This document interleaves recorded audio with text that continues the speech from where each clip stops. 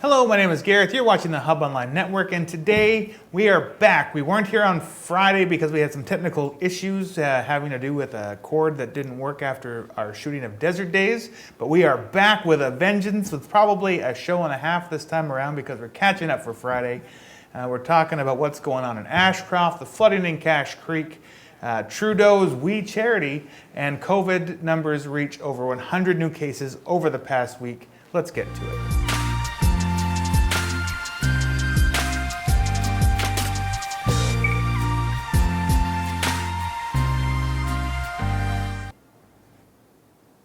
Right, so a reminder, property taxes are due by 4 p.m. tomorrow, July 15th in Ashcroft.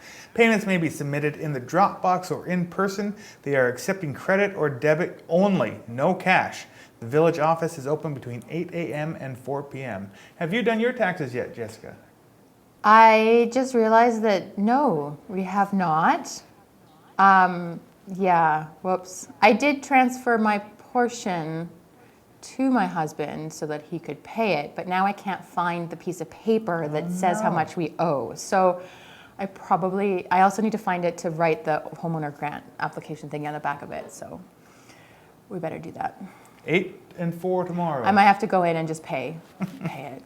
Yeah. The Village of Ashcroft would also like to remind you that nearly half of all wildfires in BC are human-caused and therefore preventable. You can prevent them by following a few simple rules, such as check for bans and restrictions.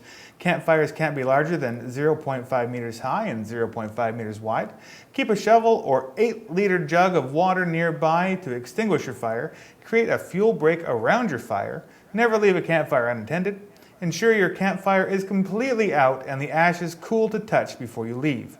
Call 1-800-663-5555 or you can text 5555 on your cell if you spot smoke, flames, or an unattended campfire. For safety camping guidelines in park and backcountry, visit at BC Parks, which is at http, this is a weird one, ://ol.ly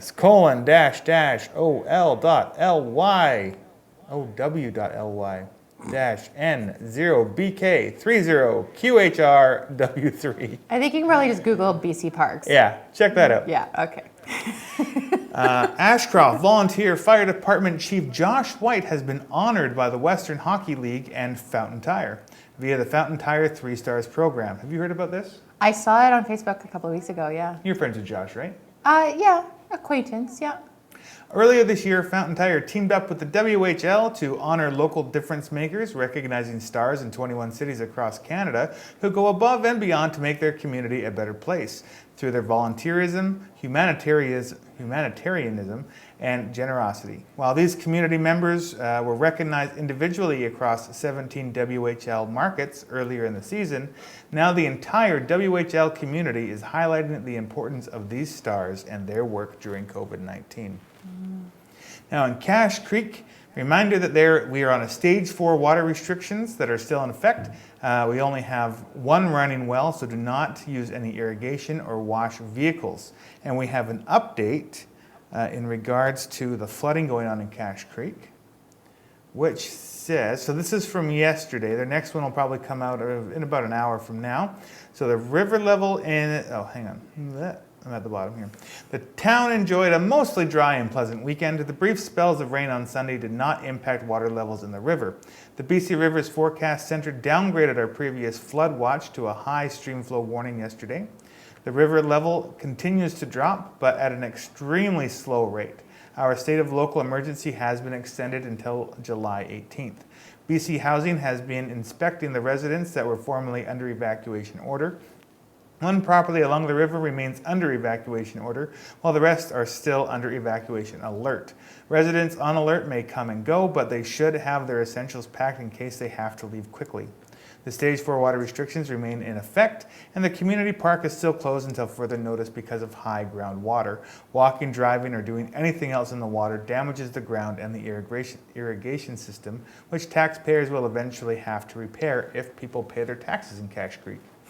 Do not enter the park while there is still standing water in it. Did you see the thing on CFJC where the woman took a kayak into the water? In Cache Creek? Yeah, she's like, I'm going to take a advantage of this once-in-a-lifetime opportunity, and she's kayaking in the water in the Wow. park. Is it that deep? I would think It that was the, that the deep. paddle, but even the paddles would get stuck on the ground. You'd be, So there's the part, like the parking lot, yeah. and the ground are the same level of water, and the parking lot is, that much deeper than Wow. the park So itself. it's a lovely marsh right Yeah. now. Please stay at least 10 feet away from the riverbanks. Keep children and pets away from the riverbanks. Bank erosion is still a major hazard. Stay back and be safe. Also remember to maintain COVID-19 physical distancing and protocols. Keep your distance, wash your hands, wear a mask if you have one. That is from the village of Cache Creek. And they have been doing everything they can to keep flooding at a minimum. So thank you to the council members, the village workers, and everyone else that is involved with the EOC and ESS. Brad Viss retweeted, so we're going to get to this story a little bit more, but Brad Viss retweeted, if Trudeau wanted to pay young people to work with charities, he could simply have boosted the Canada Summer Jobs Program, which does that already. But that would not have allowed him to give $900 million to a group that paid his family $300,000. Harsh. Oh. Now, Brad Viss did not say that himself. Again, that's a retweet from another Conservative MP from a different province, but still that gets the point across.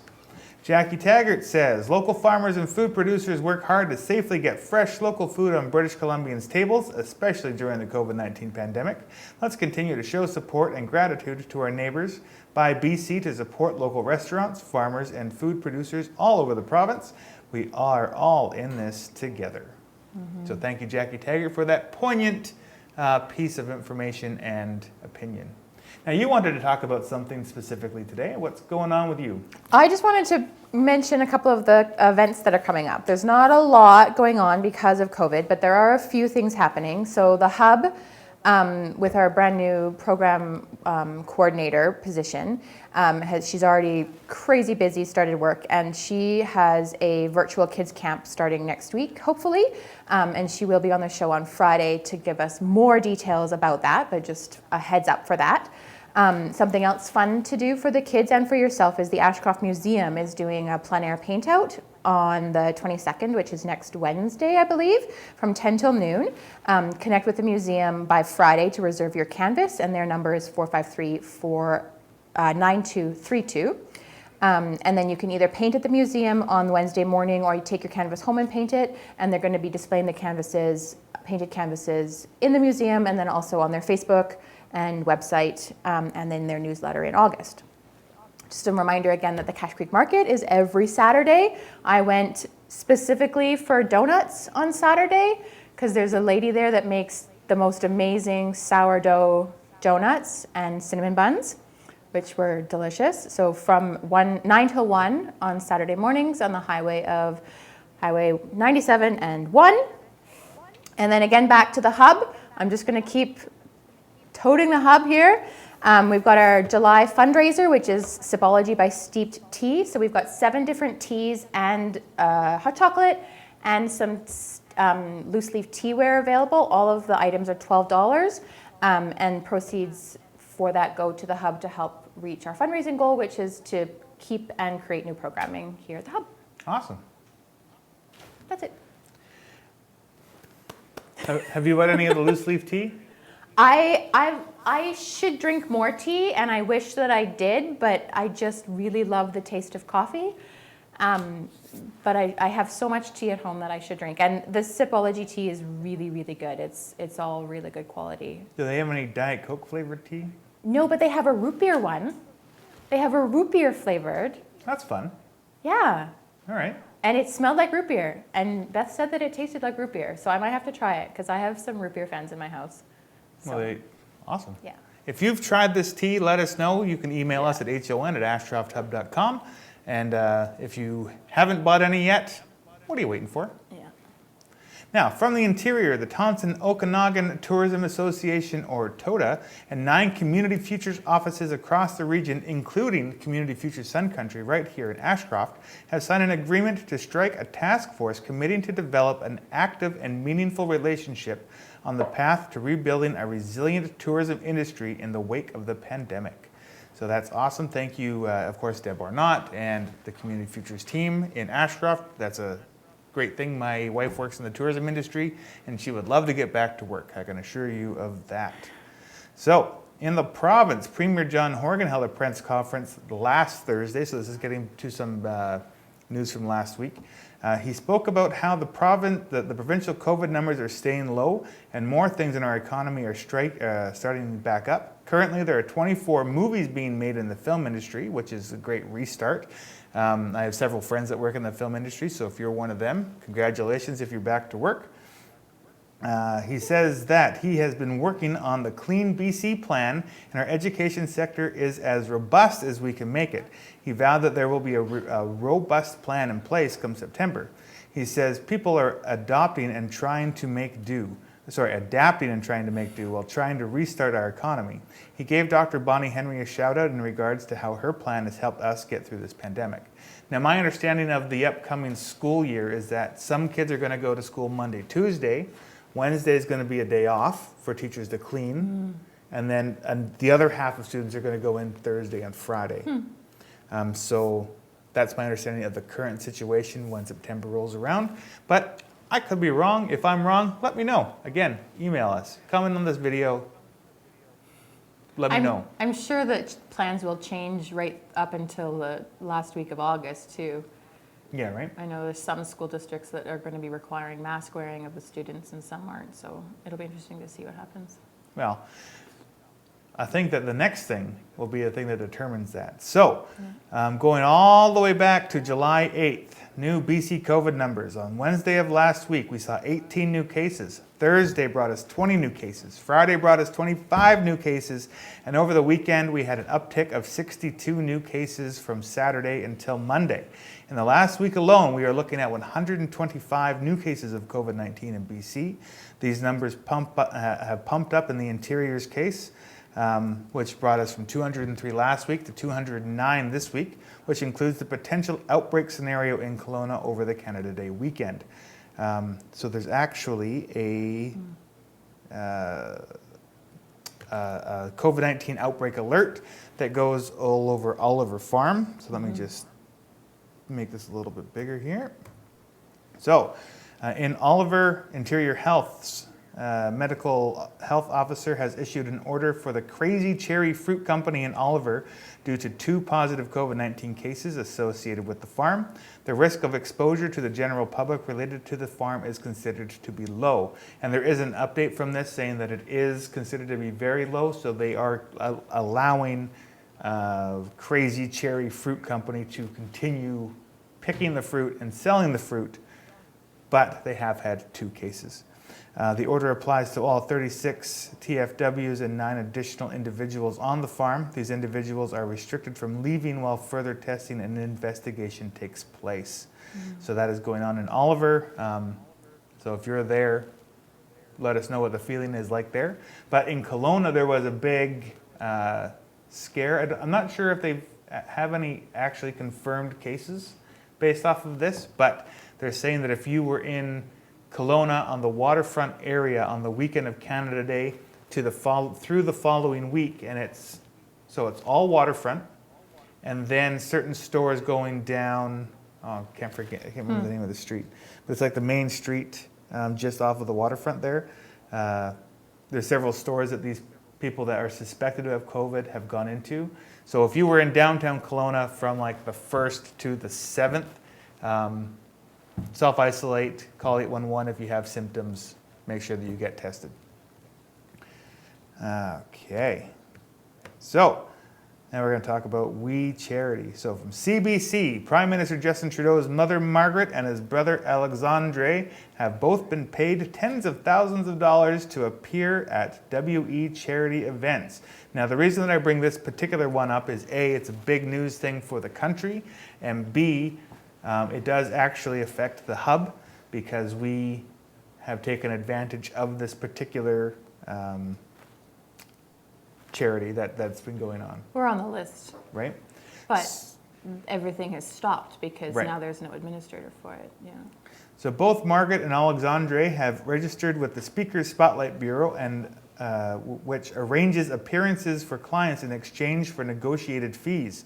Margaret spoke at approximately 28 events and received honoraria amounting to $250,000, while Alexandre spoke at 8 events and received approximately $32,000. Prime Minister Trudeau and his government have been under fire since announcing on June 25th that they were awarding a $19.5 million sole source contract to We Charity to administer the Canada Student Service Grant, a $912 million program offering grants of between $1,000 and $5,000 to post-secondary students in return for supervised volunteer hours. We Charity said last week that it was pulling out of the administrating of the CSSG, the name of the thing, citing an ongoing controversy surrounding it and the government's decision to give the sole source contract to We. Prime Minister Trudeau said that the federal government would take over the program. Now, since that's happened, the reason this has come about is the Conservatives are saying, what they're saying in regards to the issue is Prime Minister personally intervened to direct the billion-dollar program to We, a charity that has paid his family more than $300,000. Hang on, I have an actual bit of story here. So since this has all happened, Justin Trudeau has since apologized for his behavior on television, stating that he did not recuse himself from the negotiating table, but he should have. He was unaware of how involved the charity is with his family, and since apologizing, the NDP leader Jagmeet Singh has come out and said on Twitter that Mr. Trudeau apologizing isn't enough. When the apology is only because you got caught, for example, the con trip, caught. Helping friends at SNC Lavalin, caught. We Charity, caught. Saying sorry in front of a camera means nothing when you keep doing the same thing behind closed doors. Now, this is one of those rare instances where this has brought the opposition parties together. Both the Conservatives and the NDP are calling Justin Trudeau out on this. And this will be the third time that Prime Minister Trudeau has been to the Ethics Committee since he's been Prime Minister.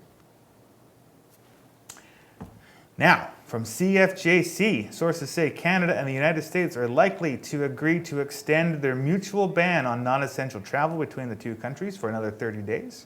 The Canada-US border has been closed to so-called discretionary travel like vacations and shopping trips since COVID-19 pandemic took hold in the middle of March, and an agreement has been set to expire on the 21st. Officials familiar with the ongoing talks, speaking on conditions of anonymity to discuss matters have not yet been made public, say another extension until August 21st is all but inevitable.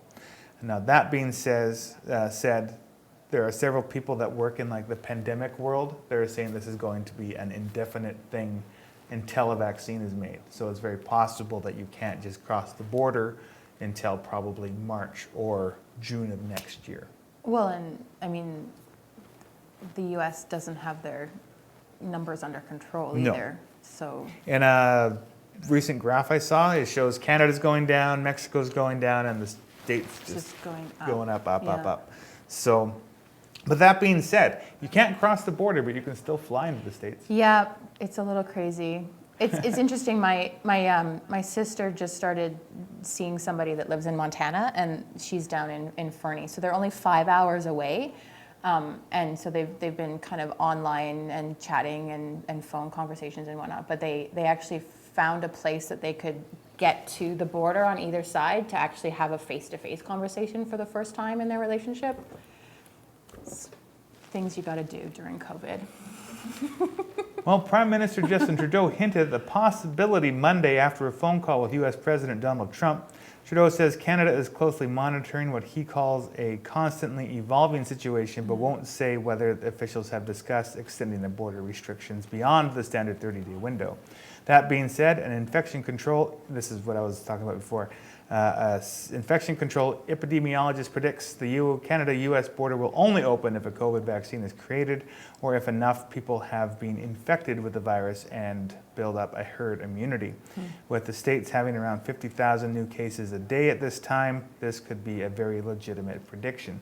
Now, the states have 50,000 people getting it a day, but Canada doesn't. If you look at the map, the states is red. We have red pockets. So if we were just to open up the border, we don't have herd immunity.